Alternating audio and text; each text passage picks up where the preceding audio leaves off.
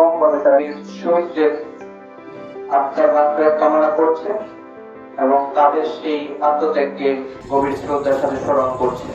আর কোনদিন এই বাংলাদেশে মানবতা বিরোধী অপরাধ না হয় ক্ষমতার জন্য আমরা সকল শহীদের রোহের মাত্রা কামনা করি।